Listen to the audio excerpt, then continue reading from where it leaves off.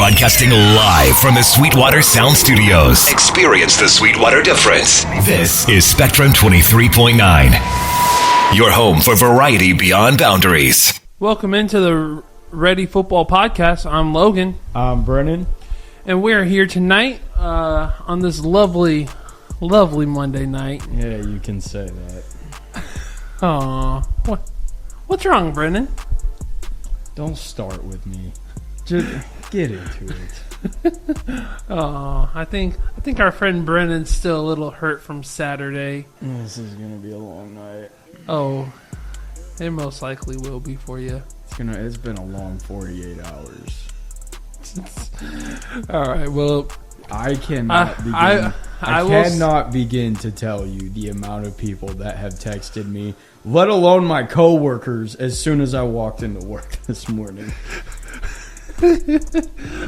It's like literally at the end of the day today, one of the higher ups of my company was in, and he was like, "Are you okay?" Oh, not the higher up. He was like, "Brendan, are you okay?" And I'm like, "Yeah, what you mean?" He goes, "You feeling all right?" And I'm like, "Yeah, why?" And he goes, "After Saturday," and I'm like, "Don't start, man." And he goes, he starts laughing, and he goes, "Dude, they got waxed." And one of my other coworkers is sitting there that's also a Notre Dame fan, and he's just giggling to himself, and I'm like, I was asleep during the game, and I was at the game.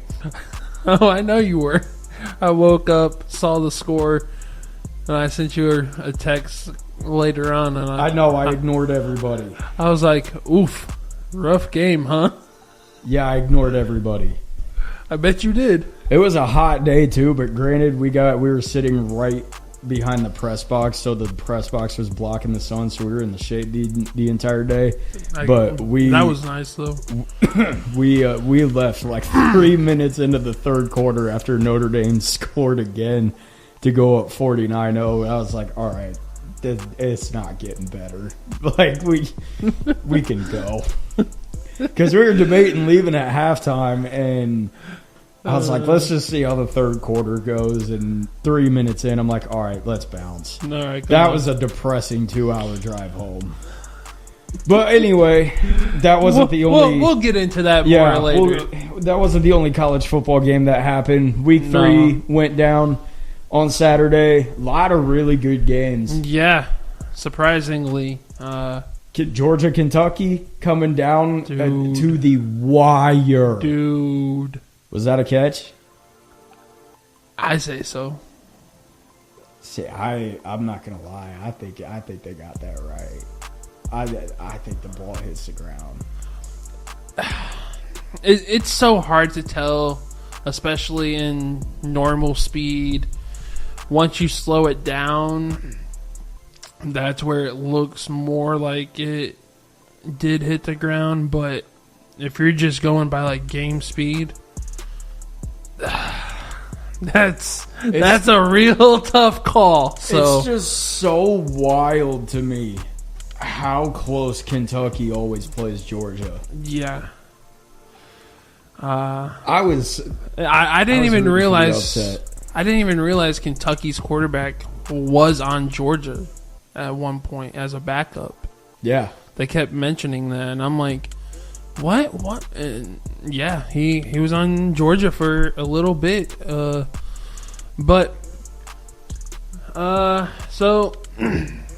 the first game we had Friday was Arizona at Kansas State.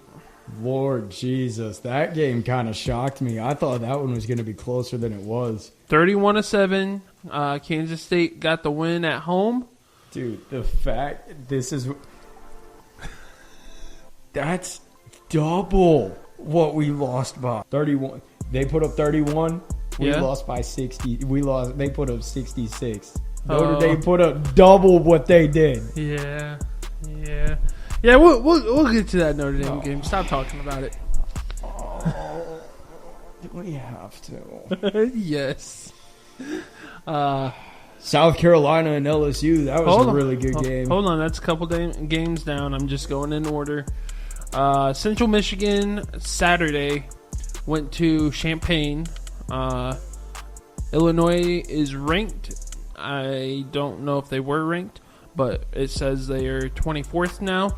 They got the win in Champaign, 30-9 against Central Michigan, which I didn't see that being close at all. No. So, number 14, Oklahoma State went into Tulsa and got a 45-10 win. So, go Cowboys. I think that's Cowboys. Yeah. Big win. Arkansas State went into the Big House. This game was closer than what I thought it would be. Honestly, same. And the fact that Michigan is now going with a quarterback change to Alex Orji against LSU. Yeah. That honestly, that was a game Michigan should have gotten on track in. And the fact that they only won by 10 is concerning. It is, especially against an Arkansas State team that I don't think is really that good. I mean, their quarterback went 19 for 33, only 140 passing yards and an interception. Their leading rusher, Devin Spencer, had 7 carries and 28 yards. So, not really looking good stat-wise.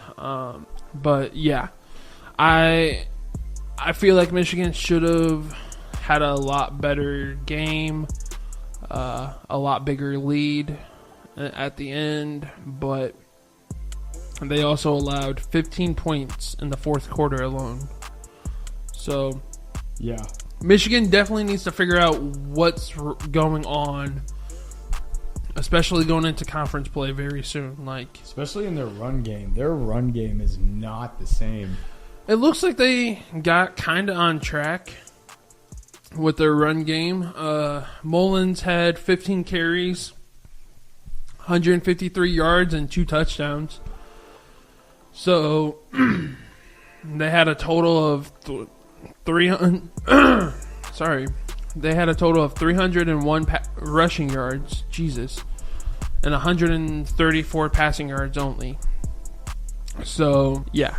I really thought Michigan would have won bigger, but hey, Michigan's not seeming great so far this year.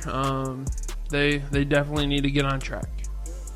Yep, agreed. Number 4, Alabama went into Wisconsin, 42-10. That was as expected.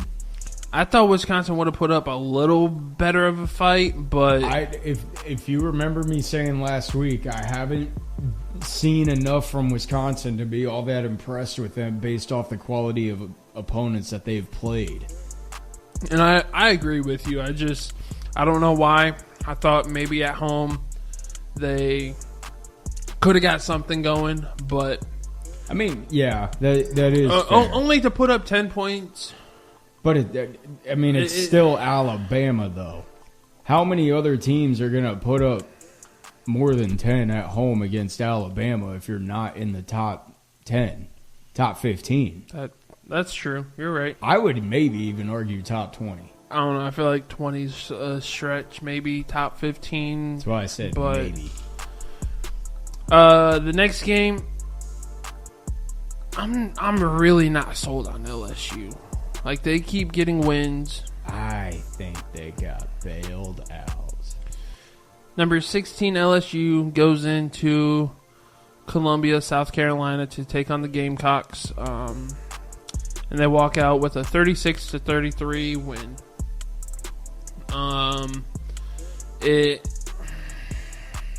What is going on with LSU?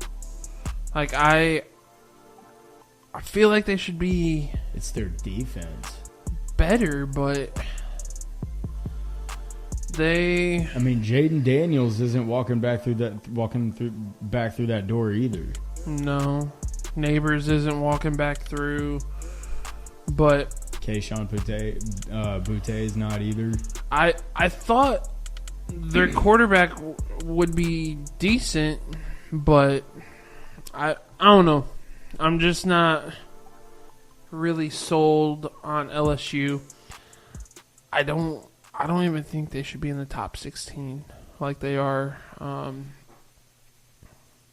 They did basically double the first downs. They had 26 first downs. South Carolina had 18. Third down efficiency, LSU 6 for 14, which isn't horrible. LSU, especially if they want to do anything in the SEC, they snuck out of Columbia with a win that they probably shouldn't have had. Yeah. I really thought South Carolina was going to take that one. But, I mean, they got the win, and I guess that's all that matters. So, we'll definitely be keeping an eye on them to see if they get any better, if that defense gets any better. Florida is not getting any better. Neither is Florida State. No. Florida State still cannot buy a win. We'll get into those. Neither can Florida. I'm shocked Billy Napier is still the coach there. I'm not going to lie. No, I'm shocked too. And I've seen a lot of stuff that there's a collector, that there's like a pool of donors that's pulled together enough money to buy out fund his his contract. buyout. I wish I could say I was shocked. This game really surprised me. Boston College and Missouri. I don't know why it shocked me. Boston I picked College. Missouri. Me too, but Boston College has been playing actually pretty decent this year. And they only lost by 6 in Missouri. So, to see that kind of shocked me, but also I figured Missouri would win. So, How many points did you say Miami would put up on Ball State? Like 60-some in the first half? Yeah, something like that, I think. I know it was something stupid. They put up 31 in the first half, and then, I don't know how they did this. The final was 62-0, right? Like we said, those Cardinals got stuck in some hurricanes. Did you see the box score? I did not. Miami got 10 points in the first quarter, 21 in the second quarter. Come out at halftime, 10 points in the third, 21 in the fourth. That's awesome. That is awesome. That is awesome. Like, they're just like, we'll take it easy on you every other quarter. Did you see Tennessee put up 65 in the first half on Kent State? I did not see that, no. I saw the final was 71-0, but I did not see that they put up 65. Look at the box score. That's actually the very last game on the list, so we'll get back to that one. I so want you to see that box score. We're about to touch up on one of the teams you were just talking about, and I showed you a clip of one of their defenders getting put in a spin cycle and stuff. Florida's defense are breaking legs, stumbling, galloping after these spins and jukes. Like, they lost to Texas A&M 33-20 in Gainesville, Florida.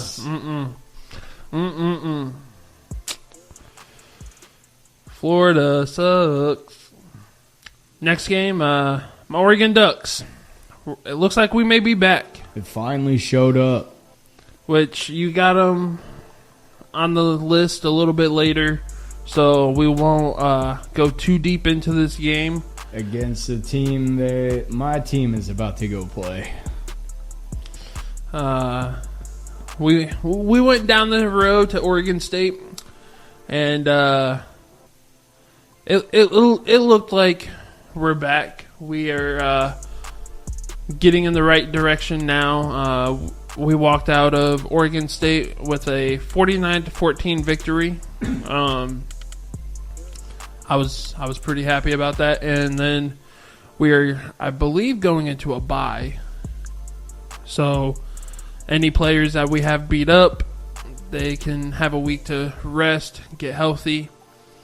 We'll come back, hopefully take off where we left off.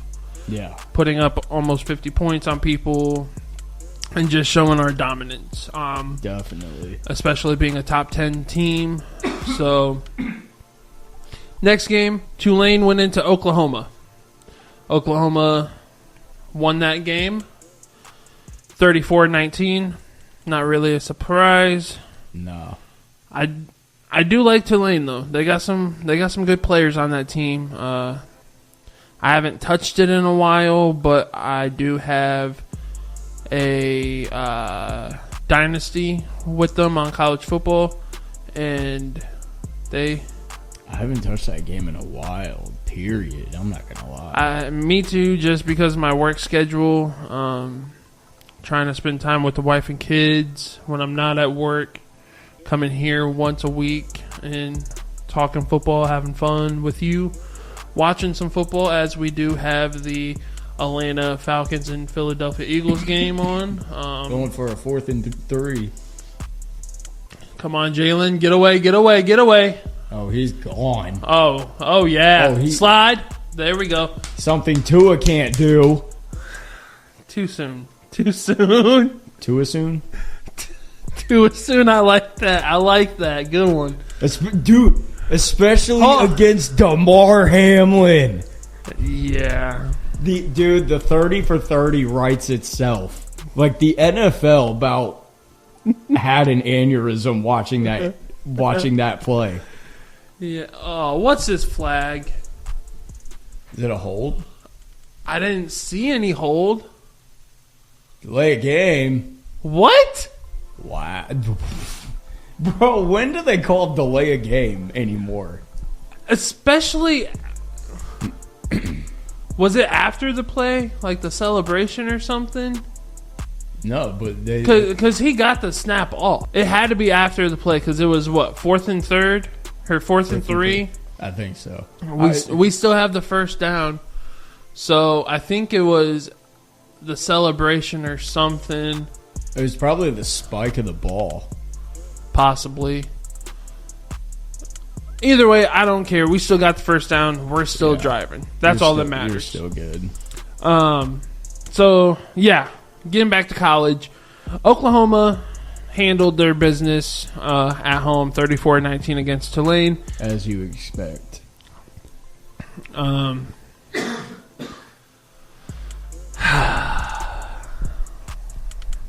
We're just going to say the score. We won't get into it because it's on the list right before Oregon finally showing up. So, West Lafayette, there was a game, supposedly a game, more like a mass murder. Notre Dame 66-7 against Purdue. That's all I'll say for now. Stop looking at me like that. Utah went into Utah State 38-21. I said quit looking at me like that. I will throw something at you. Ole Miss went into Wake Forest, put up 40-6. Good job, Ole Miss. And then I saw Wake Forest canceled their game with Ole Miss next year in their home and home series and had to buy out that game. I did not see that. Lane Kiffin was talking about that. Wow. Okay. Wake Forest bought out their game with Ole Miss next year. The athletics director at Wake Forest called them and said, we're not going to play you guys next year. Yeah, two different conferences. I was thinking they were in the same conference, but one's in the SEC, one's in the ACC. Next game, Texas and UTSA 56-7. Texas looked good. Quinn got injured. Doesn't matter. We got a Manning on the team, they said. No drop-off whatsoever. He looked nice as hell, dude? Like, Topped out at 20 miles an hour. I did not see that, but he was moving on that play. Plus, he broke that one defender down with the slightest little step in. Bro, he's a freshman. I know. And the crazy thing is, you can see in like his throwing ability, his uncles. You can definitely see that. Oh, 1,000. He's a Manning. Where the hell did he get this speed from? Not one of them. That man, dude. One of my favorite jokes about the Manning's running ability is it was at the NFL Honors. It was when Conan O'Brien was hosting it, and I think it was the year that Peyton was in the Super Bowl. And he said he had a joke that he said, Peyton might really lay it on the line tomorrow. He might rush for 2, maybe even 3 yards. I mean, he might really try to let it go. There's this one Peyton Manning rushing touchdown that just lives in my head. I forget what the team. Bootleg against the Cowboys, because that's mine. Was it the Cowboys? Where he was down in the red zone, maybe like 5-10 yards out. Freaked out the whole team. Does the play action.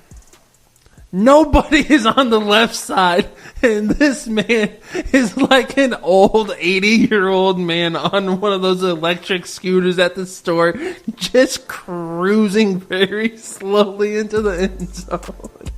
Did you see the I think it was Victor Cruz talking about Eli running. He said he was on the sideline and he was like watching the play, and he like, ooh, that was a big hit. Sorry. He like watched Eli drop back and start scrambling, and then he like got distracted or something. He like turned and did something and was like looking away for like 30 seconds or something, he said, or some shit. And then he looked back up and Eli was like 5, 6 yards down the field. Yeah. Peyton and touchdown Eagles, Devontae Smith. Yeah, boy. Let's go. 6'3", 7-yard touchdown reception on a 11-play drive, 70 yards, just over 6 minutes. That's what I like to see.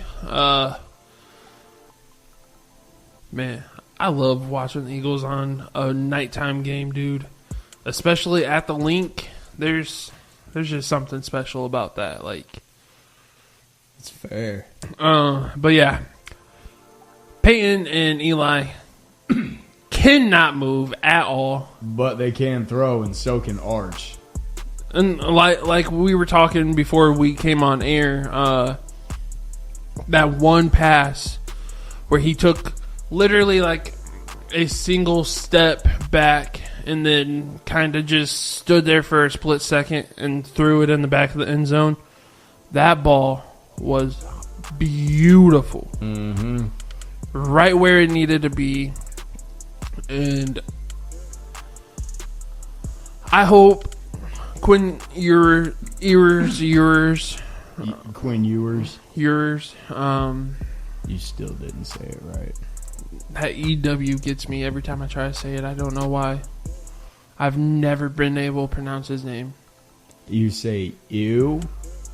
Ewers. All right. Ew. Oh my God. It's like a replay of last week. Bro, it's only Monday. Can't help it. I got a speech impediment. Leave me alone. Hope he's not too badly injured. He did leave the game. That's why Arch Manning came in. Yeah. But honestly, you probably could have argued that Quinn was a Heisman frontrunner going into this game. Well, 2 weeks in. Wasn't he like a runner-up last year? I don't think so. I could be wrong. I mean, he looks good when he plays. But honestly, like I said, I hope there's no like long-term injury towards him. No one ever wants to see that. But I'm on that Arch Manning train. Like, I want to see him play every week, especially after what he did this past weekend. And isn't Quinn Ewers a senior? Yeah. So this will be Arch's team next year. I don't want to wait till next year, though. I want to watch him now. Like, just the little bit that I saw, because I didn't get to watch the game. Mm-hmm. I saw his highlights. And just from that couple-minute video, I want to watch him play again. And again. And again. And again. Mm-hmm. He looks like he could be a stud. Like we said, he's got the smarts. He's got the throwing ability like his uncles. He looks like he's already got the maturity. Yeah, that's what I was just about to say. Plus, he can run. Yeah. He doesn't have like Lamar, Kyler Murray speed, but he could still be a weapon. But his ability to scramble and keep his eyes downfield and still be able to throw on the run as a freshman. Well, isn't he like a redshirt freshman? Because he was on the team last year. Well, no, he wasn't. Yes, he was. Was he? I'm pretty sure. I'm looking it up, but I want to say he was on the team as a backup last year. Because I could have sworn this year was his debut. I could have sworn. I don't think he played much last year.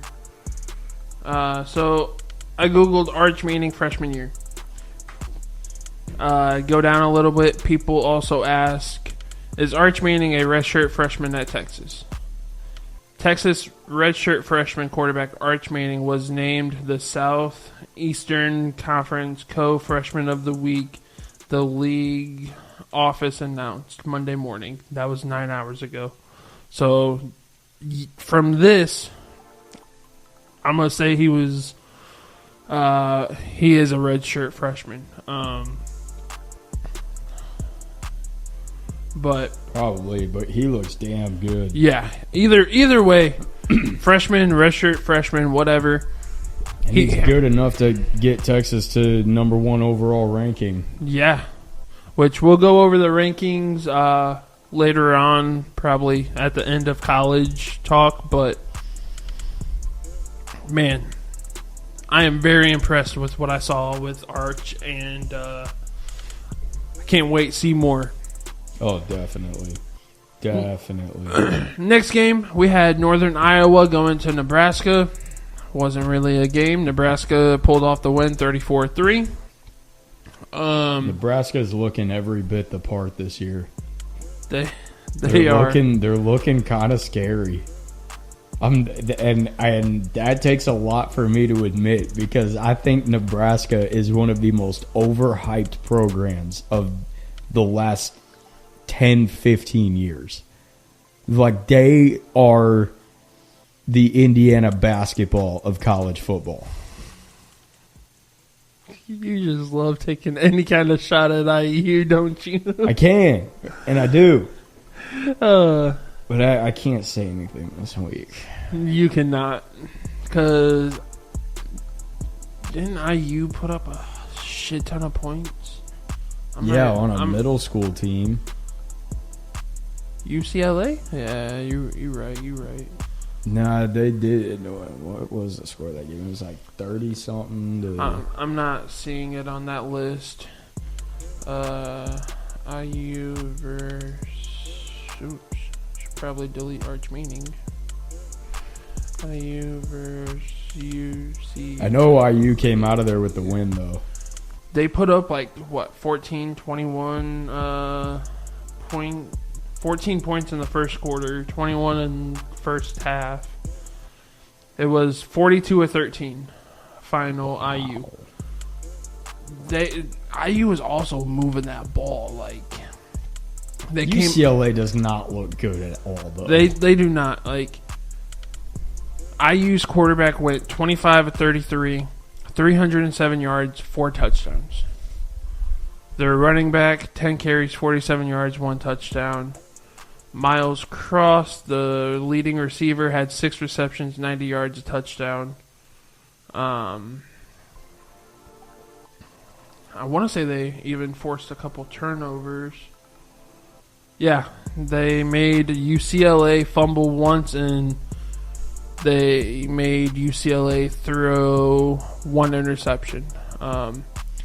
IU, it seems like same old IU when it comes to penalties, though.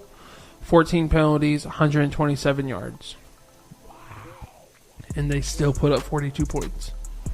That is crazy. Third down, they went 9 for 12. They had 25 first downs. Oh, he faked the cameraman. I didn't. Kirk faked the cameraman. I didn't see it. Bro, he faked him so hard. Kirk Cousins moves like the Mannings, like besides Arch Manning. No, I'm saying pump faking. Oh, pump faking. There's a flag on the play. We're seeing a replay that I gotta see. It wasn't from handoff. It wasn't from fake. this angle. Oh, come on, Graham! You gotta knock that out. But yeah, IU. I don't want to say they're looking good, but 3-0, putting the up. fact they have a higher chance to make the playoff right now than Michigan does. Yeah, that's not a good sign for Michigan. All right, this game though. We're going to be talking more about it very soon, actually, after the next game. But Georgia and Kentucky. Oh my gosh. Dude, that game was wild. Kentucky barely walked out of her. Georgia barely walked out of Kentucky with a 13-12 win. That game was stupid.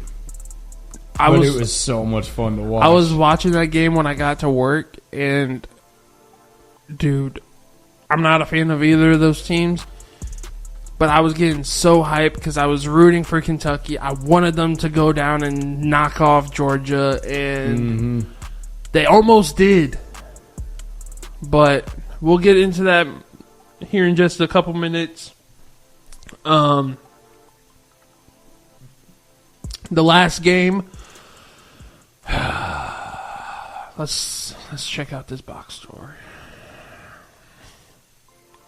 Jesus! Oh, God. 37 in the first quarter, 28 in the second quarter, and then just 6 points in the second half for Tennessee. 71-0. Jesus. Kent State may want to just cancel their football program. Oh, my gosh. 38 and 28 in the first 2 quarters. Oh. I warned you. Their quarterback only had... is Nico their starting quarterback? I think so, yeah. 10 of 16, only 173 yards and a single touchdown. That means they were running that ball. The leading rusher for Tennessee, Deshaun Bishop, 7 carries, 120 yards, and 2 touchdowns. How many rushing yards did they? Oh my god! Oh my god, dude! All right, I warned you. No, I'm looking at the yardage now, and like I know. I looked at all of that too. I warned you. Go ahead, read it out loud. Oh, read it out loud. If you are a fan of Kent State, please consider picking up a new school. Total yards for Kent State. Keep this in mind when we started going into Tennessee. Kent State had only 112 total yards. 58 passing.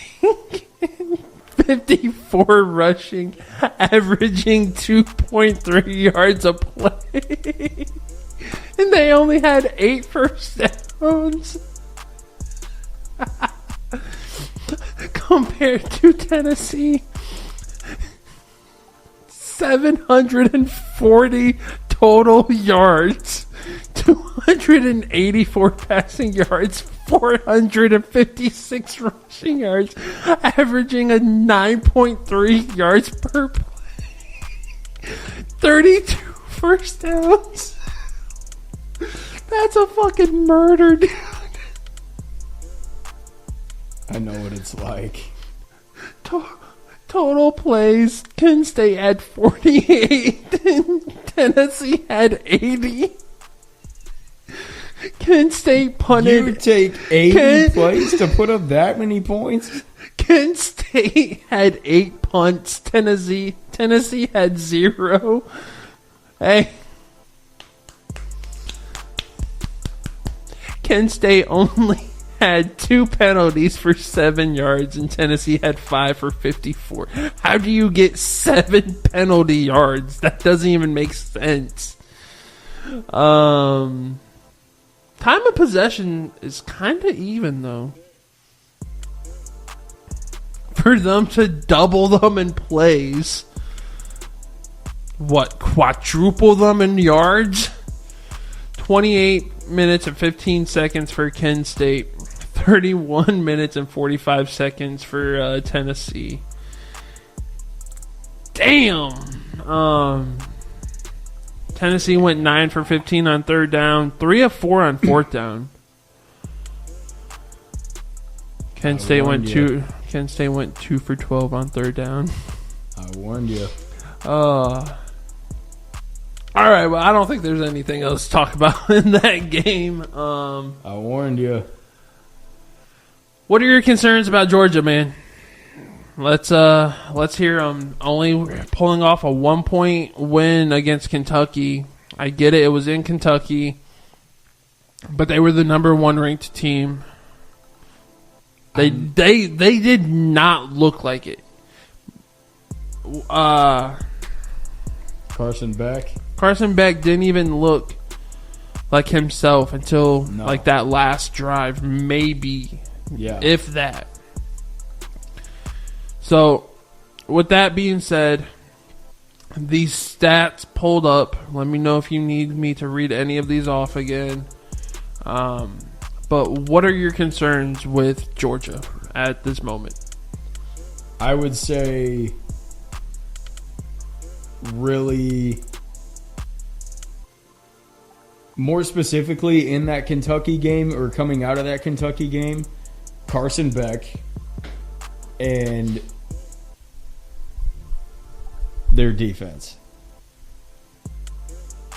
I wasn't impressed with either one of them.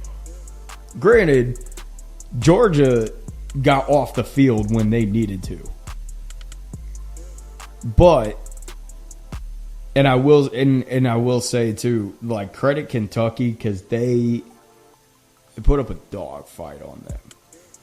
They really did. I was honestly very surprised about that Kentucky gameplay. Yeah. I wasn't really expecting much from Kentucky, but Carson Beck was just, he wasn't making reads that he normally would. 5 of 24, 160 yards, 0 touchdowns, 0 interceptions. That's definitely not Carson Beck. No, not at all. So, coming out of that Kentucky game, I'm concerned with Carson Beck's play. Granted, Georgia's always got probably most likely a face favorable mask schedule in the country. So, I'm never too worried or concerned about Georgia, especially with Kirby Smart at coach. He looked pissed on that sideline. I am more concerned with them driving than anything. Ooh, that was definitely a face mask by a longtime vet, Brandon Graham, giving the Falcons a 1st and goal with 22 seconds left in the first half. Eagles still up 7-3. That's a live check-in right now. And like I said, 22 seconds in the first half left. Atlanta's knocking on the doorstep at the 3-yard line. Yeah. Bunch trips formation to the left. They hand it off to Robertson, and he maybe makes it back to the line of scrimmage. Get stuffed. But yeah, back to college. Georgia just did not look great at all. So still came out of there with a win, which they were fortunate to, but by the skin of their teeth, man. yeah, definitely going to have to see what they do this upcoming week. Oh, it doesn't get any easier for them either. Georgia? They head to Alabama. Oh, yeah, that's this week. And then after... Oh, shit. I forgot about And then that. after that, Auburn comes to Georgia. I forgot that game was this week. 7:30. Hey, yo. Yeah, I'm watching that game. There's no question about 7:30 Saturday night. Georgia goes to Alabama. Number 2 taking on number 4. Just about had him. So I watched Aiden O'Connell make that throw on a dime. So doesn't get easier for Georgia this week. But yeah, we'll pick that game later on. That's going to be a really fun game. I'm excited for that. Hopefully. You're right. All right. I think that's enough with Georgia. We voiced our concerns. They just did not look good. They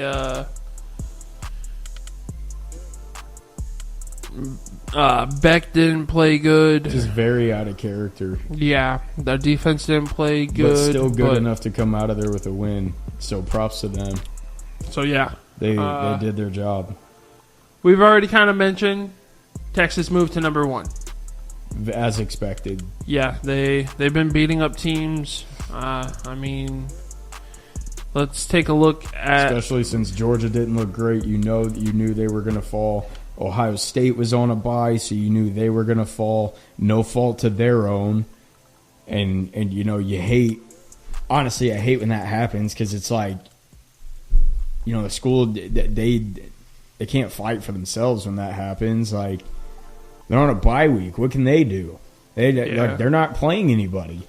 So, but like I said, as expected, Texas jumps to number 1 for the first time since I believe 2008. I will look that up. I'm not sure.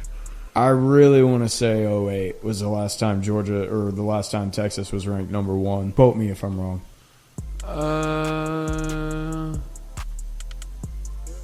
What'd you say? 08. Yep. You are correct. Yeah, so the first time since 2008, the Texas Longhorns are the number 1 team in college football. So it is no longer horns down. It's horns up, baby. Yeah, and just taking a look at what they've done so far this season. Start off the season 52-0 against Colorado State. Which, speaking of Colorado State, did you see the interaction between their quarterback and Shedeur? Yep. Colorado State went in for the handshake. Shedeur just puts his finger in his face and was like, keep talking shit on Instagram or whatever. He said, you can't fuck with me. You can't fuck with me. And then the quarterback for Colorado State's like, all right, whatever, and just walks off. That's great, dude. It was. Week 2, Texas went into the big house, 31-12, as we know. Yep. And then 56-7 against UTSA at home. And they've all been convincing wins, too. Yeah. None of them have ever been in question. No. So they definitely... so. They're looking every bit the part of a championship team right now. Yep, just what I was about to say. You took the words right out of my mouth. So,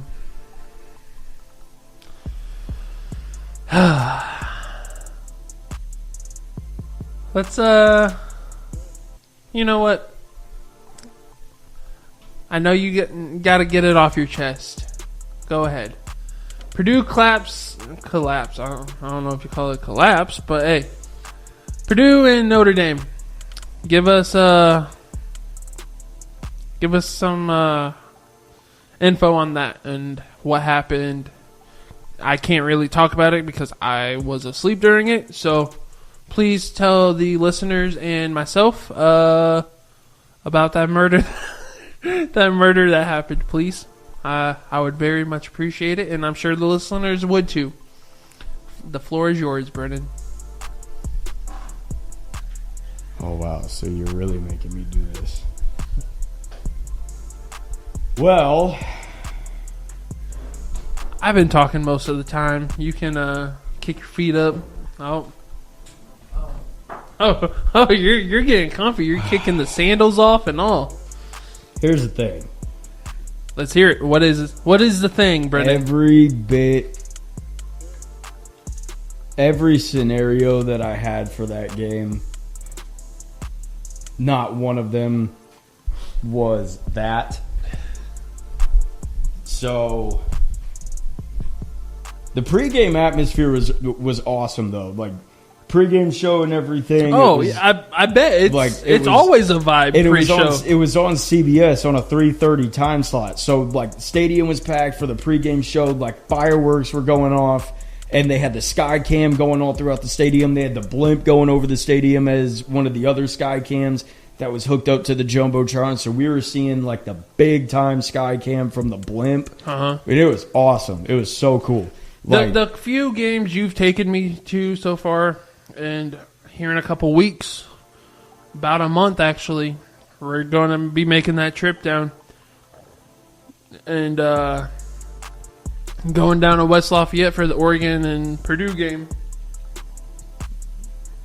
But any of the games you've taken me to against Illinois and was it Wisconsin? I think the night game? Yeah. Both of those atmospheres were amazing. Oh, the pregame one during the game. The pregame one Saturday topped both of those.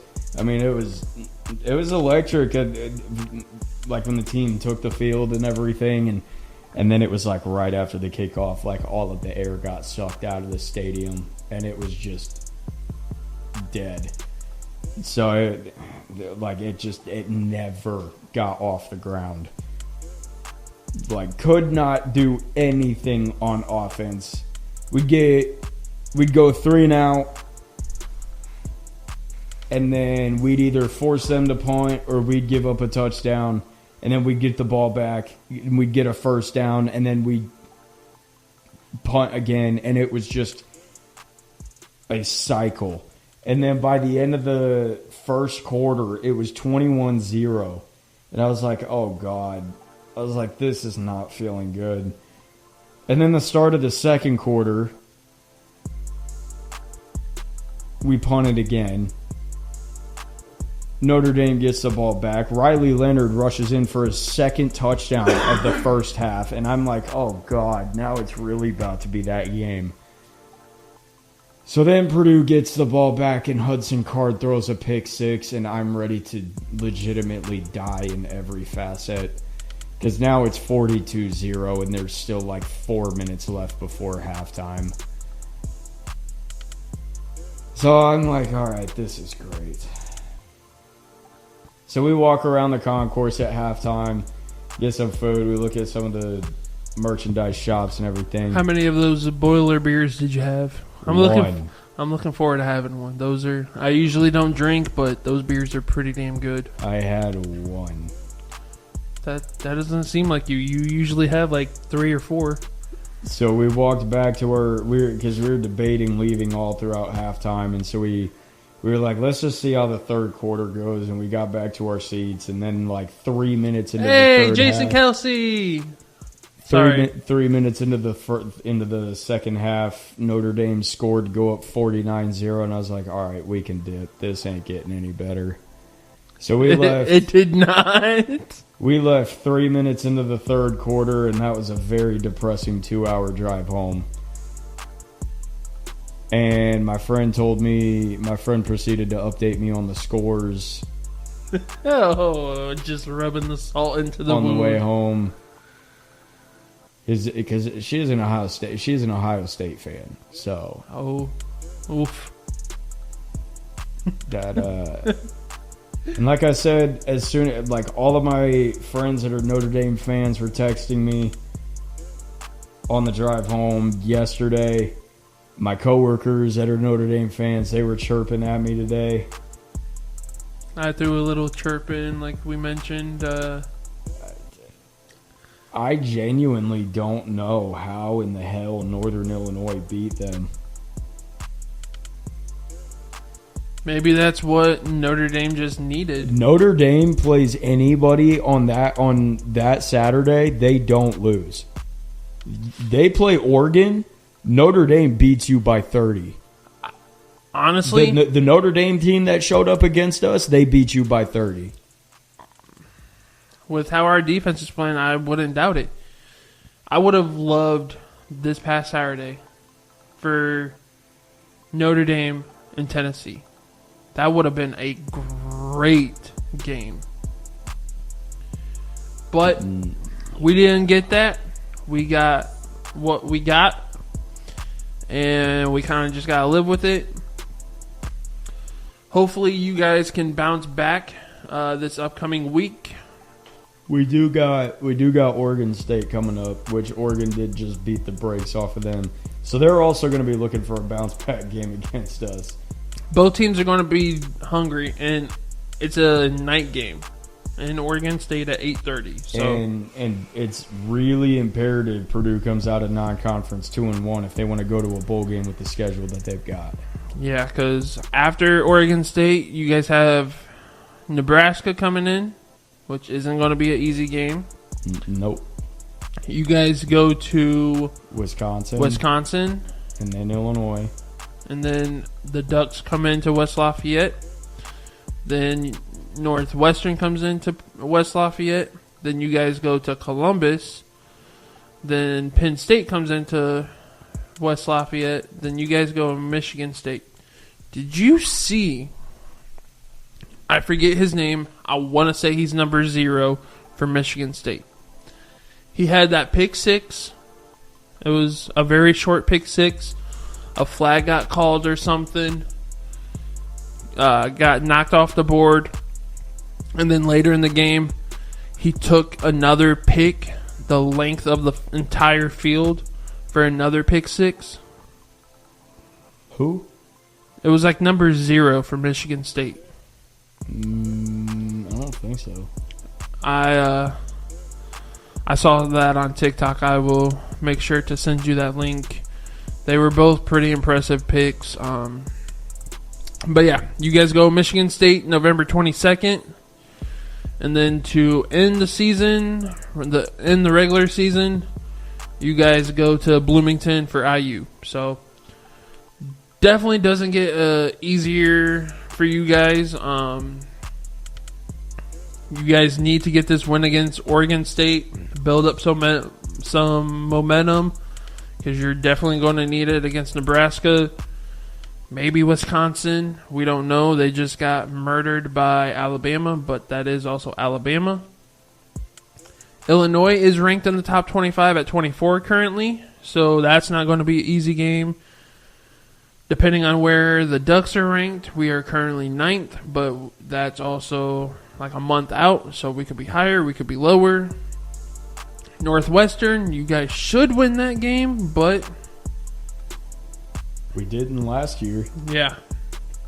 And then Ohio State, Penn State, those 2 games are going to be dog fights.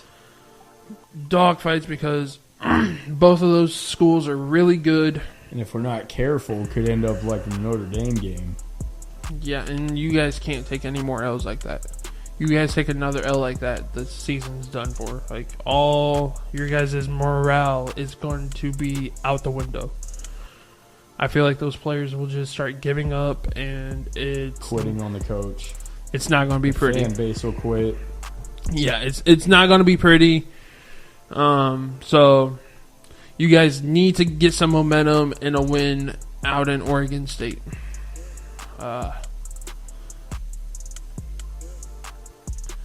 We'll let you just be done with that talk. I can see it in your eyes. You were just over it. You want to move on from it, and I completely understand that. Oregon finally showed up. Yeah, what you got to say about the Ducks? They beat the team we're about to go play. And it took them 3 weeks to look like Oregon. They did look good, though. Dylan Gabriel, he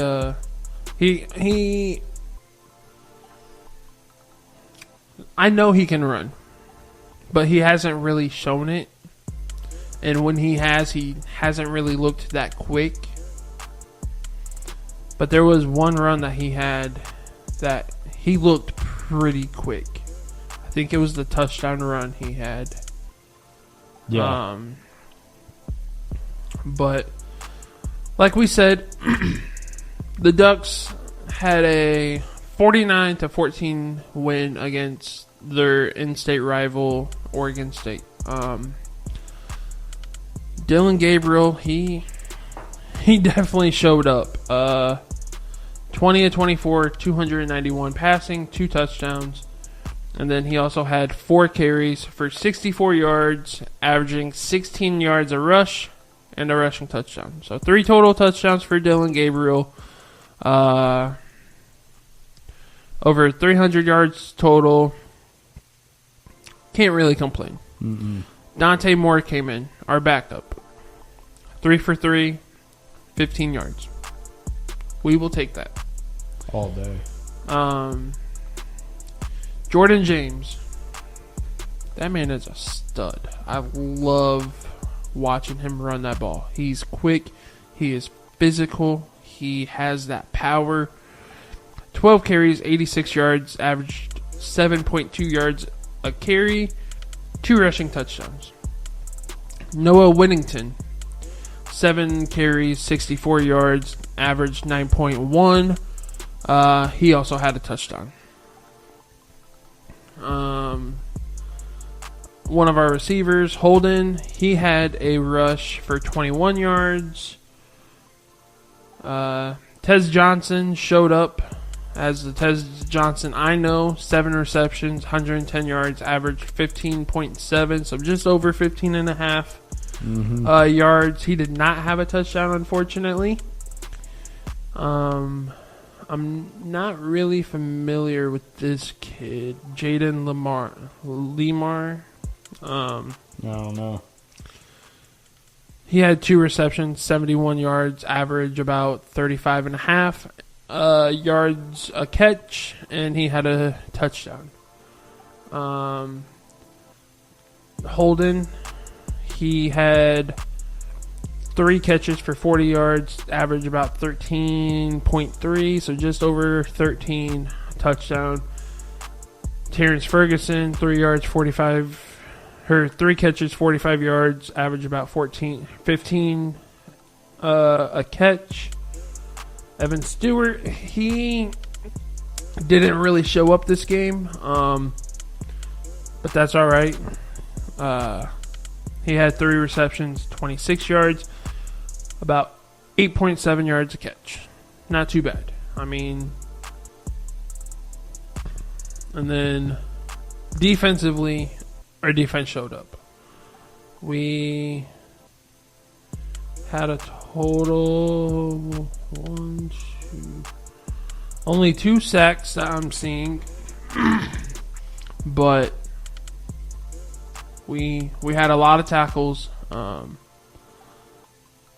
Not seeing any picks, which I thought we had a pick.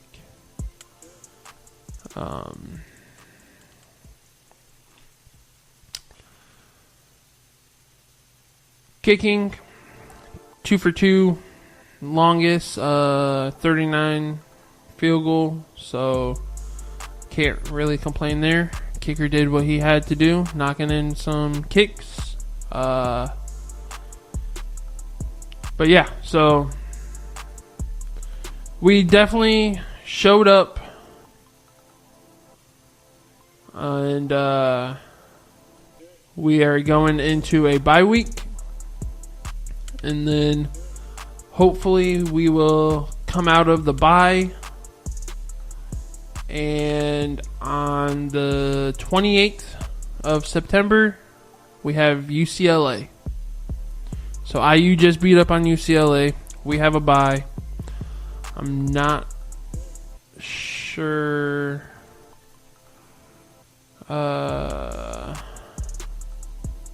Okay, so UCLA just got beat up by IU. They now, this week, go to Death Valley, take on LSU. That's not good for them. And then we go to them the following week. And then they go to Penn State. That's really not good for them. And then Minnesota goes to UCLA. They go to Rutgers. Then they go to Nebraska. Then Iowa goes to LA. Then they go to Washington. Then UCLA goes to just down the road to UCLA. And then UCLA finishes off the season November 30th against Fresno State. So they definitely do not have an easy schedule. I can see them possibly getting one win the rest of the season. Maybe two. I can see it. I'm not sure how that Minnesota game's going to be. The Washington could be a throw-up game. Either one could win. Fresno State could possibly be either one could win. And maybe the Rutgers in Iowa. So like they got a couple questionable games that they could possibly win, but man, getting beat by IU 42-13, then LSU, going to LSU, then you're home against the Ducks, then going to Penn State, and then 3 weeks after that, you go to Nebraska. That's tough. That's a tough schedule. So, after UCLA though, for Oregon, Michigan State comes to Eugene. Ohio State comes to Eugene. And then we come to West Lafayette. I'm not going to lie. I'm excited for that Ohio State game. That's going to be a really good game. We need to come out, get a couple more statement wins like we did this past week. Get ourselves right. Get ourselves ready for that physical Ohio State defense and offense. And good defense. We play you guys after them. Then Illinois comes into Eugene. Then we go to the big house. Then and then Maryland comes to Eugene. Then we go to Wisconsin, and then Washington comes to Eugene to finish off the regular season. Yeah, so UCLA and Oregon this week, I'm excited for. I'm excited to watch my Ducks anytime. Mm-hmm. Curious what kind of jerseys we're going to be wearing, but hey, we'll figure that out. We got multiple options. Multiple.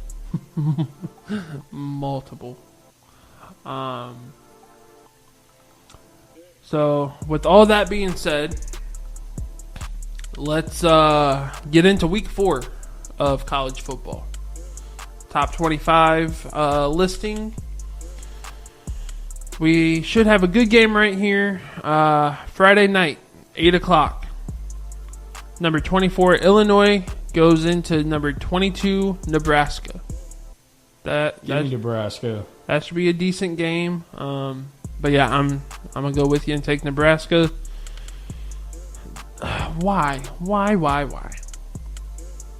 Marshall goes into Ohio State. I mean, that's Ohio State's final non-conference game. Because Ohio State had. But that's a their bye cakewalk.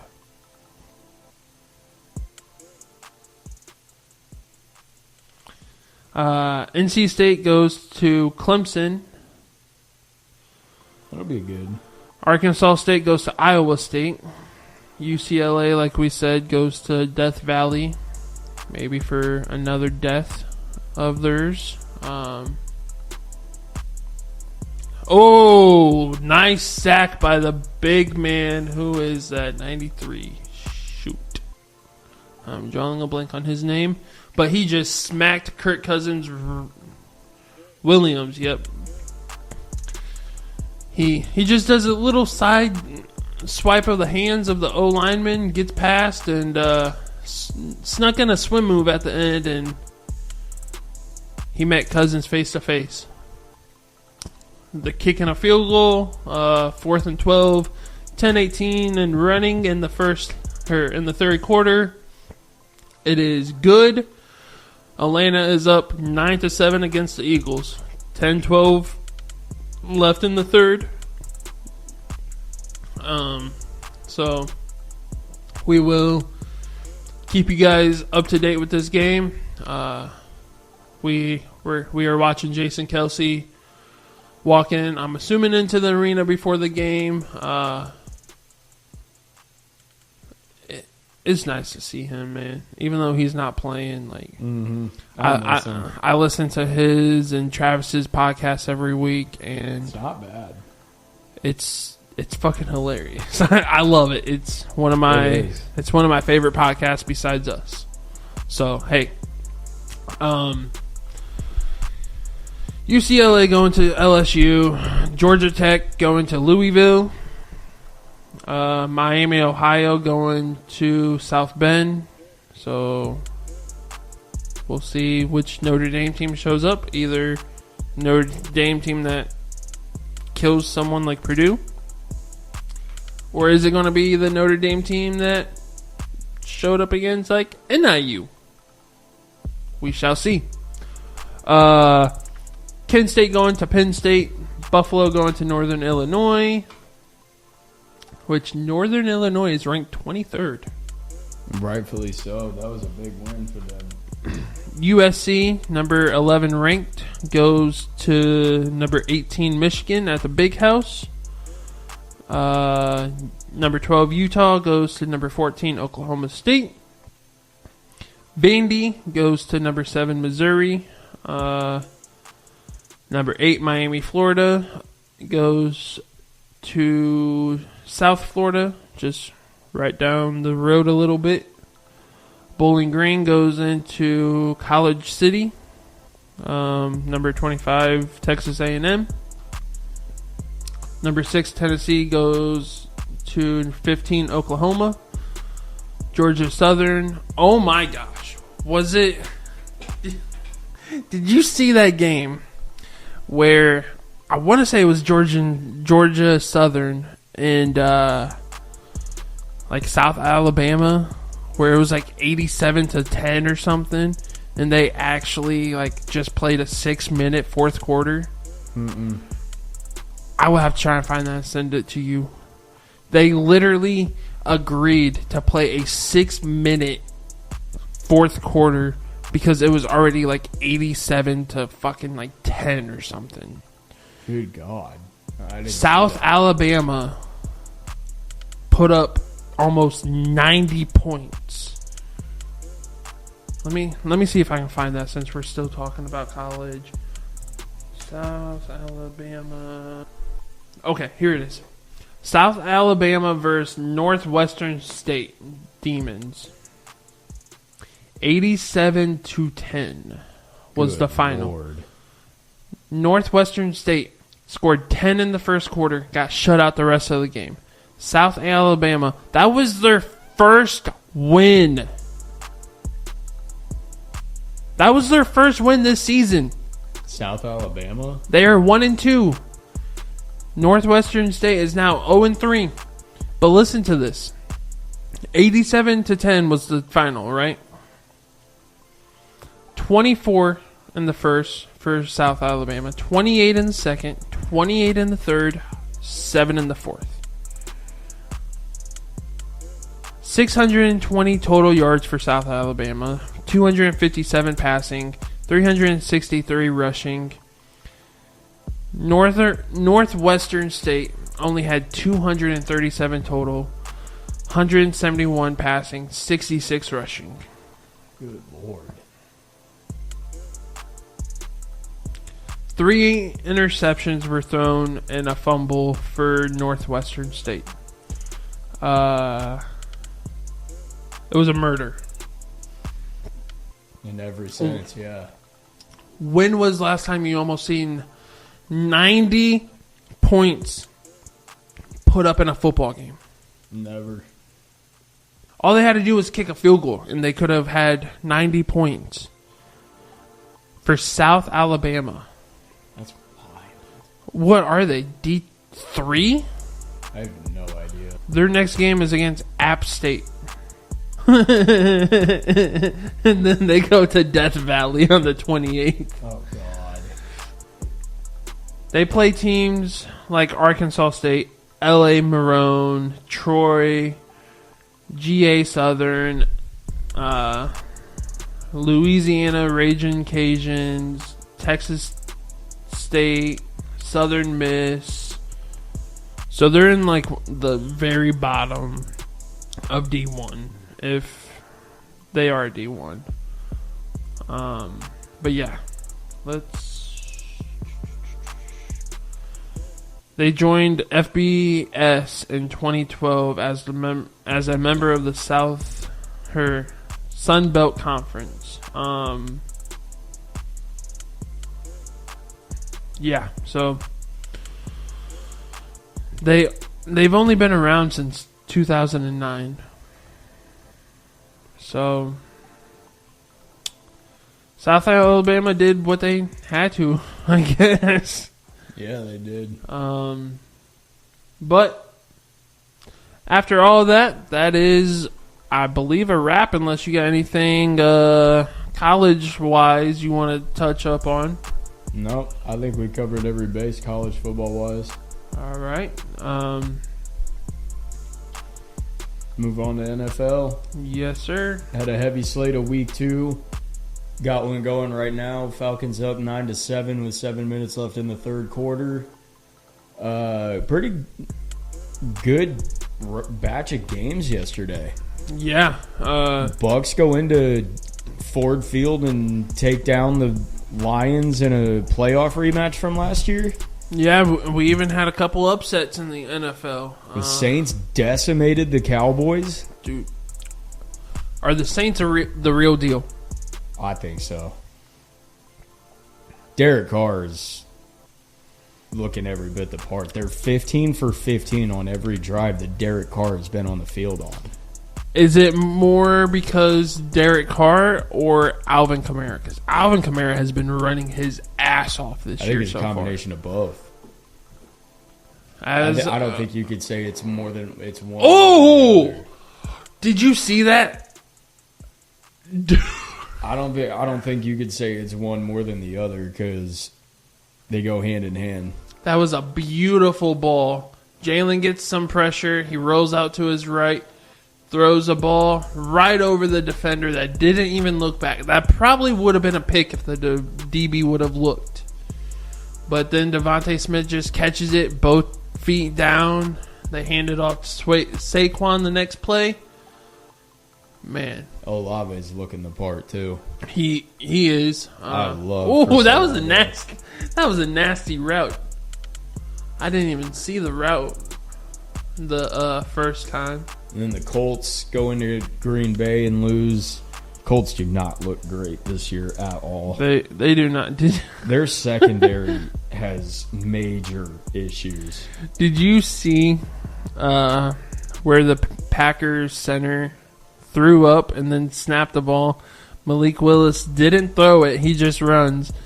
And the coach is like, "Why didn't you throw it?" He's like, "Because I think it was his first name's Nick or something." He's like, "He threw up on the ball. I'm not throwing that." No. Once he gets tackled, you can see himself like looking and trying to like wipe himself off, and it's just like, ugh, nope. Like, I know I've thrown up in some games. I never threw up on the ball though. I couldn't imagine. Could not imagine. I couldn't imagine trying to throw the ball after it's been thrown up on. Oh, come on. Give us a PI? No. I know. I was hopeful. It was a good ball, though. It just got punched out. Devontae Smith had a catch, 2 yards in the end zone. But then number 3 for Atlanta just comes in and punches it right out, preventing the touchdown. So that brings Jake Elliott out on the field for a 24-yard field goal attempt. Oh, looks like a fake. Are they just trying to draw them off sides? Most likely, yeah.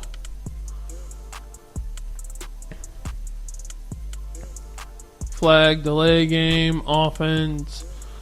Back us up, so it'll be 29-yard field goal now, if we choose to take it. Eagles push sneak 87% success in the past. What did I say? 2 years. I think so. What is push? What is this? This animation's stupid. Okay. Jake Elliott knocks in the 29-yard field goal attempt. Eagles go up 10-9. 4:28 left in the third.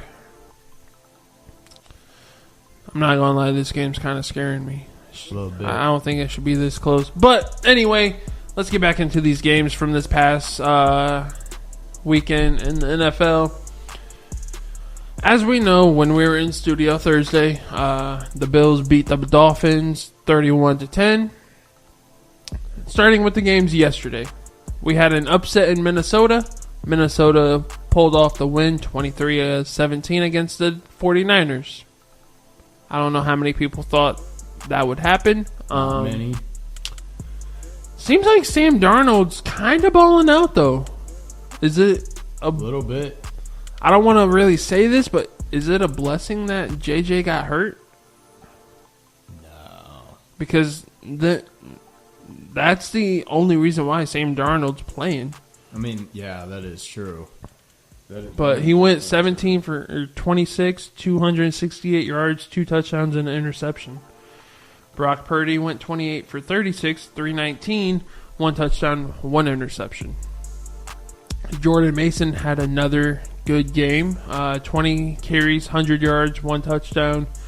Deebo Samuel, he'll be out a couple weeks with an injury, apparently. But he still had a good day. 8 receptions, 110 yards. So,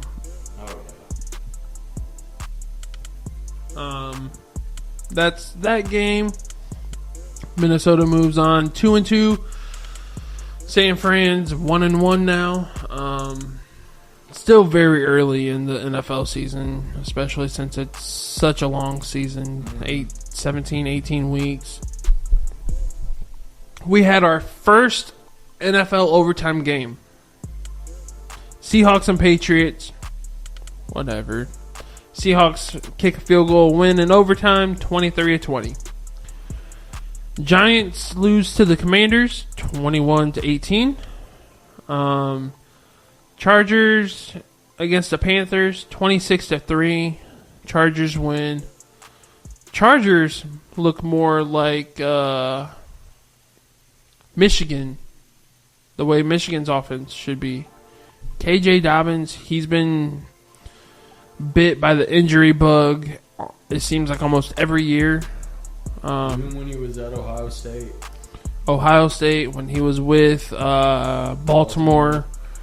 This man just cannot stay healthy. And I think he's averaging over 100 yards a game so far. Like, that man is killing it. And I'm happy to see it for him. So, Oh, yeah. Chargers pull off the win. We do have some news about the Panthers that we will get into a little bit later. As we said, the Saints beat up the Cowgirls. And I fucking love it, dude. 44-19. Colts lost to the Packers in Green Bay, 16-10. Browns beat the Jags, 18-13. Jets beat the Titans, 24-17. Bucks beat the Lions, 20-16. The Ravens are not... They're looking good, but they're not producing like they need to. They're starting off the season 0-2, losing to the Las Vegas Raiders and Baltimore. So that's what, two... Wasn't that game also in overtime? No. I thought that one did too. Nope. So...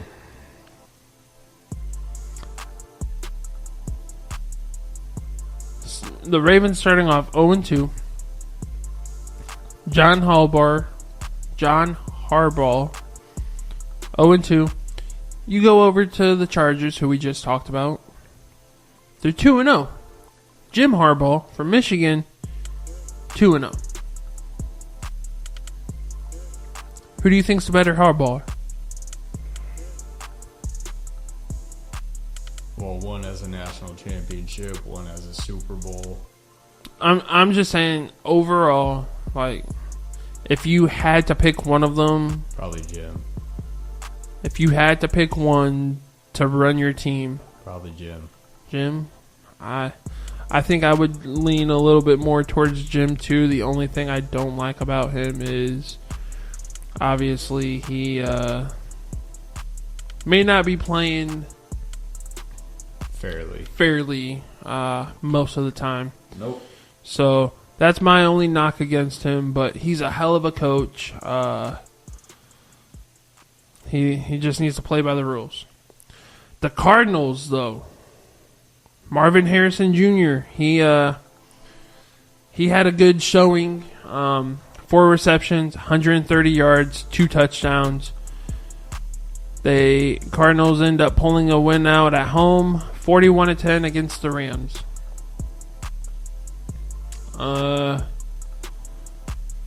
Bengals almost pulled off the win against Kansas City in Kansas City. They gave Mahomes too much time, though. Mahomes and the Chiefs go downfield. Shouldn't have been a PI. And kicked the game-winning field goal to win 26-25. Steelers beat the Broncos 13-6. Did you watch that night game last night? The Bears and Texans? I watched a little bit of it. I think I watched like the second and third quarter. Texans didn't look good last night, which I'm shocked. You and me are both big fans of CJ Stroud. Caleb Williams needs to get his head checked. Yeah. Did you see that pick he threw? Well, there was 2 that stuck out to me. He threw one to the right side of the field. I think he was trying to hit Komet in triple coverage. Probably. Excuse me. Tried to throw in triple coverage.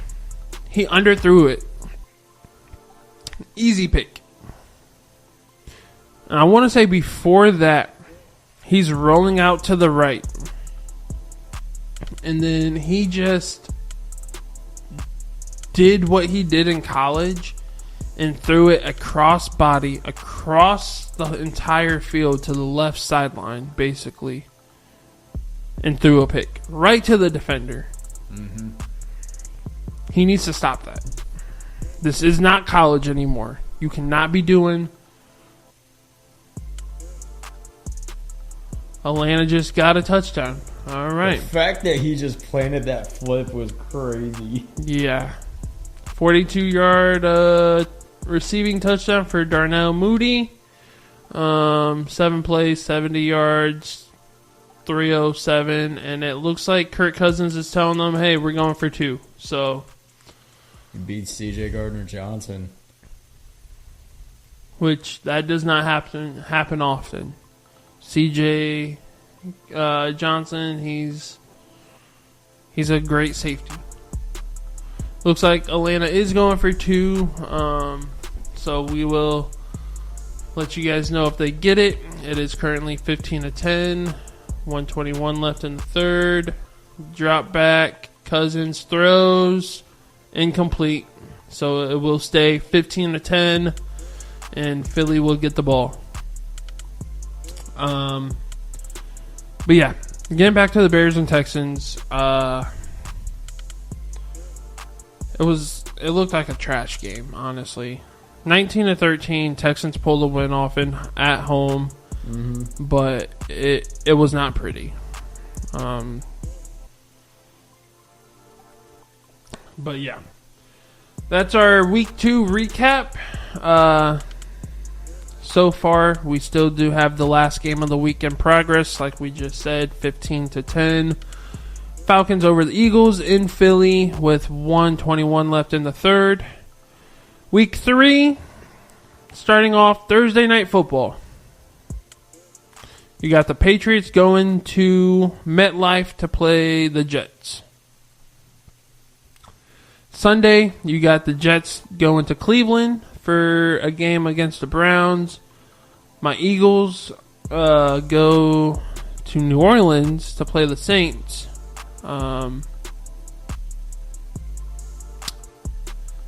Not sure how I feel about that game so far. Let's see how this game turns out. That is on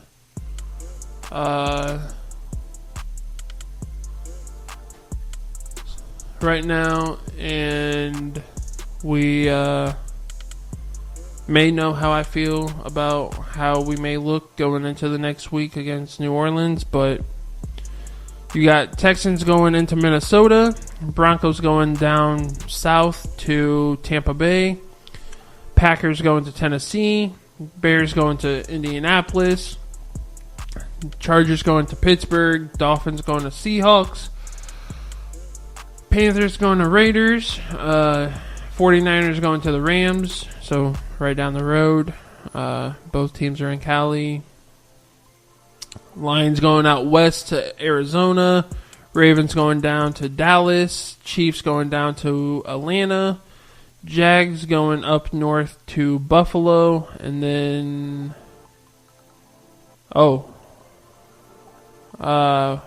Sunday night game, Chiefs and Falcons. And then next Monday, we actually have a doubleheader. We have Bills and Buffalo at 7:30. And then the Washington Commanders versus the Cincinnati Bengals at 8:15. So we got a doubleheader next Monday night. Yeah, you got any of those games interest you, or you got? I'll probably be watching all of them. I mean, it's football, so they'll be on.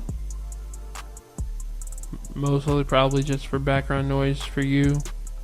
Yeah, I might. I'll probably be paying attention to them, but I won't be having a dog in the fight.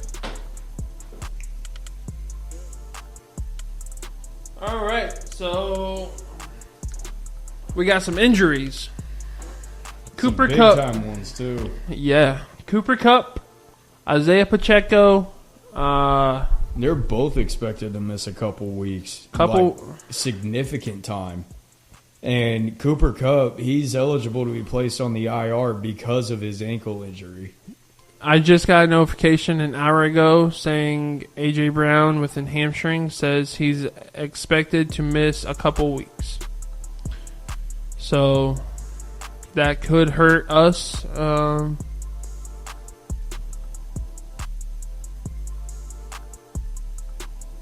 But I thought there was another injury Debo will miss, quote unquote, couple weeks per head coach Kyle Shanahan. Cooper Kupp is expected to miss an extended period of time per Sean McVay. Isaiah Pacheco, fractured fibula, will go under surgery and miss at least 6 weeks. It's significant. Yeah, he's a big part of that Kansas City offense. He runs so powerful. But hopefully all of them can get a quick recovery, especially A.J. Brown. Philly just got a illegal man downfield on Cam Jurgens penalty, so that moved us back to a 2nd and 13. With 25 seconds in running in the third, Jalen just got the snap, drops back, has all day, gets it to Devontae Smith, and he's about 4 yards shy, so 3rd and 4.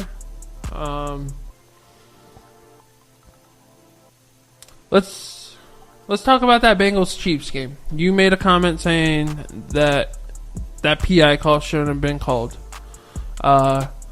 Give me your overall thoughts on the game. I thought it was a really good game. Yeah, there were a couple calls that probably shouldn't have been called, but we also don't have control over that. It is so weird seeing like how much weight Jason Kelce has lost already. Like that suit looks like he is swimming in it. Oh, dude, yeah.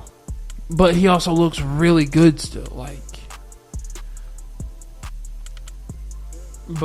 Anyway, Bengals and Chiefs. Let's hear your thoughts on that game.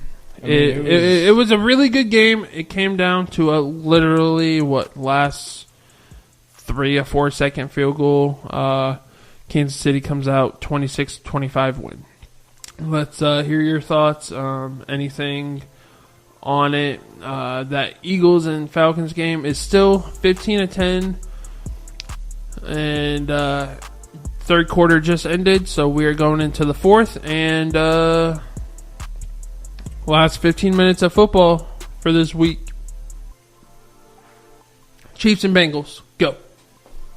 I mean, yeah, it was a good game. I didn't watch the full game, but I watched a good amount of it. I watched the end of it too, and watched the pass interference get thrown. I didn't like the call. I thought both were playing the ball, especially in that situation and in that time frame of the game. I thought the official kind of threw the flag late. I thought he kind of threw it after it was noticeably clear the ball was going to be incomplete. It did kind of rub me wrong because it looked like it was a little too high. It actually looked like it bounced off of the DB's face mask or helmet. Mm-hmm. So, yeah, it was still catchable, but I don't know. That's a real tough call, especially in that moment of a close game. Because the game ends if that's not called, because that was a 4th down. Yeah. And I'm not a fan. Do you think it was actually a PI or just the refs kind of being on the Chiefs? No, you know what? Granted, I don't really think it was, but I've also seen PI get called on a lot less. That's very true. It doesn't shock me to see it get called, but I don't like to see that get called. Nah, that point in the game, it's a real crucial play. Jalen's running for his life right now. Throws it. First down coming. Covey.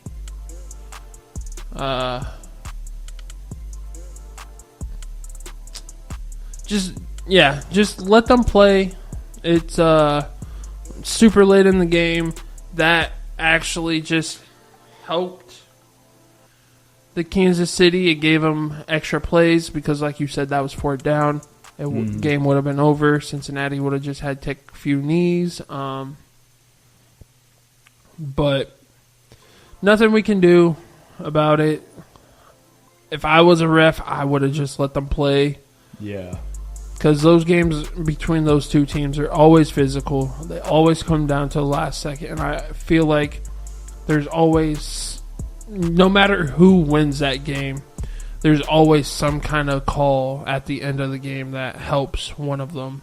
Mostly the Chiefs, I feel like. So,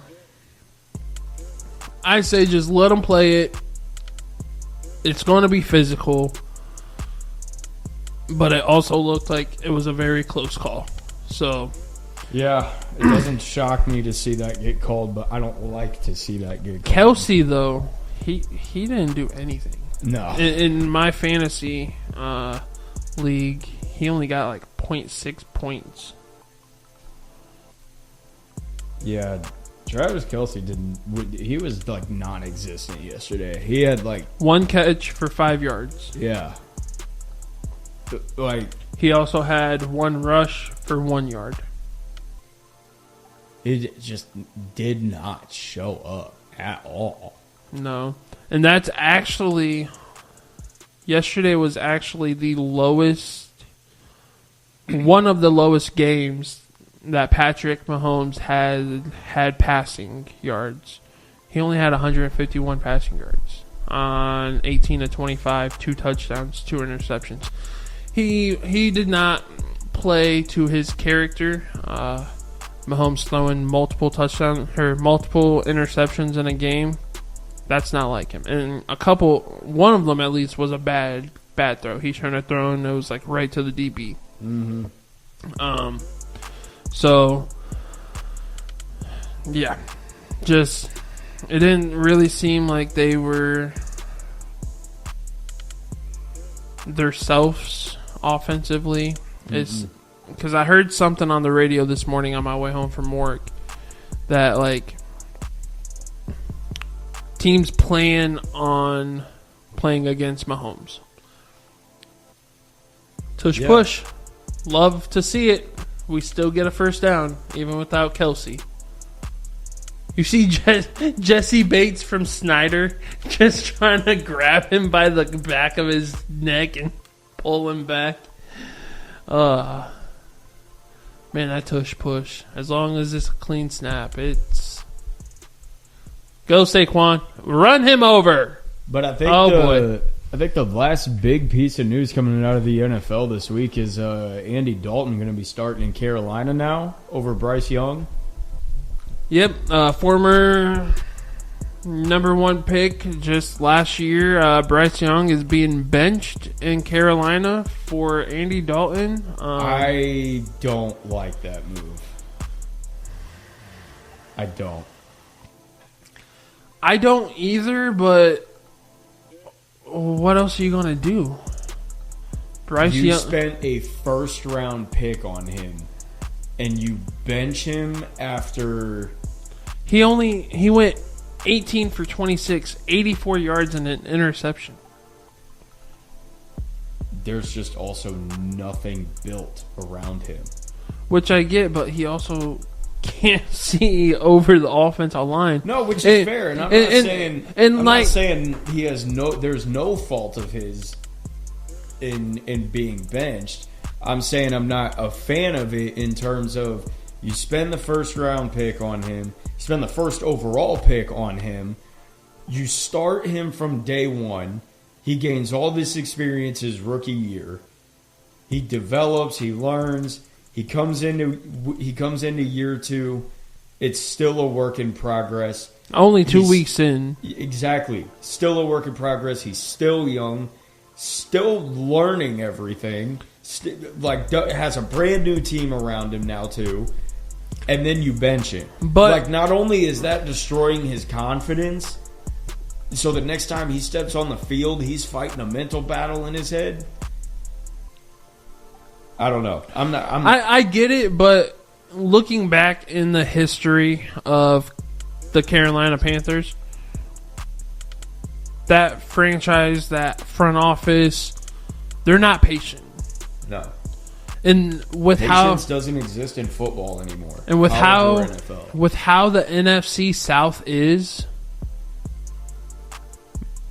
minus this year, because I don't think anyone expected the Saints to be playing like they are.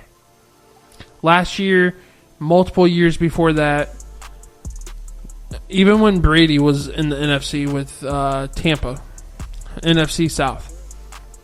Yeah. You take Brady out of that situation, it's a toss-up. Yeah. Anyone could win that conference. So, like, I kind of get it from that aspect. You want to win. You want to give your team the best chance of winning.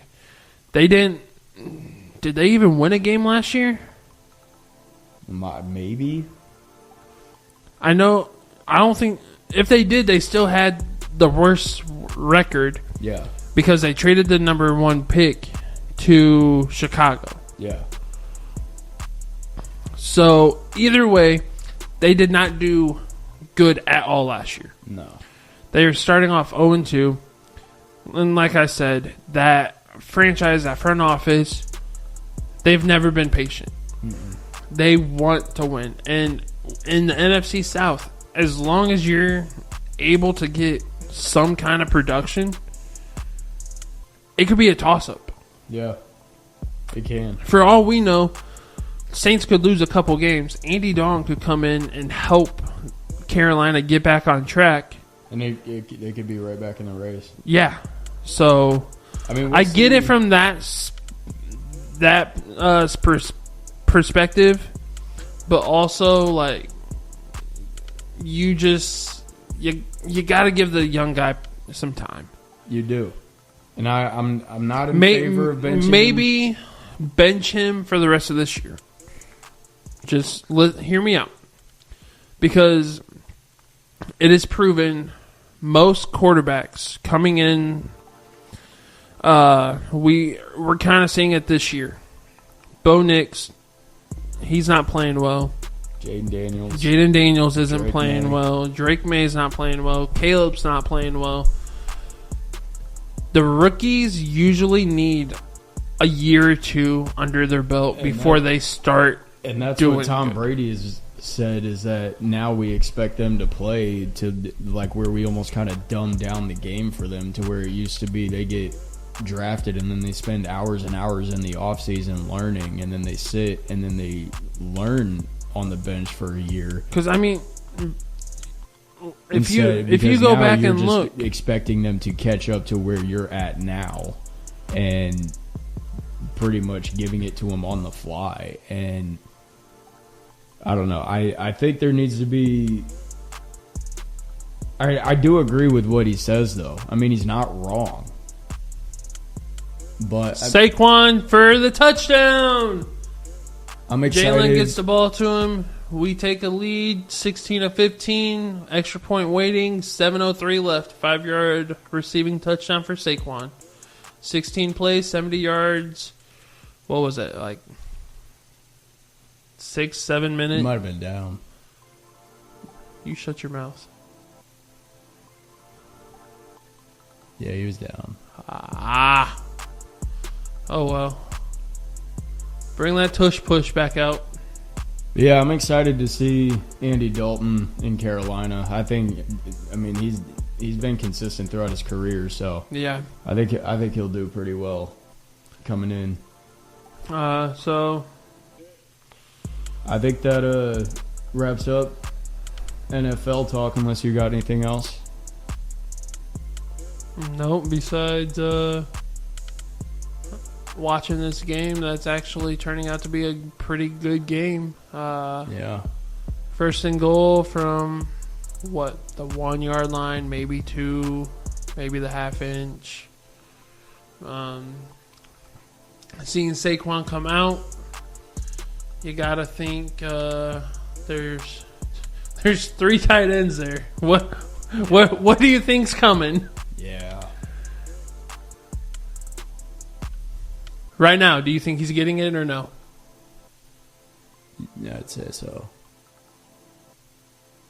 Yeah, dude, you can't stop that. Like, especially with the 2 tight ends in the back, just giving him that extra push. Yeah. Like, 17 plays, 70 yards, just over 9.5 minute scoring drive for the Eagles. The push, man. I'm telling you, have faith in it. Yeah, that drive is crazy. Cam Jurgens gets under that D-line, which sets everyone else up just to give the push. And you see Lane Johnson come from the right tackle position back into the back with the tight ends and push Jalen. It's a good play. Philly's going for 2 to make it a 3-point game. 6:47 left. Saquon, he jumped from the 2-yard line. Let's go. It's not ruled anything yet. He got in. The ball, no. They marking him short. Elena came out with the ball, but he broke the pylon. They gave it to us. Christ.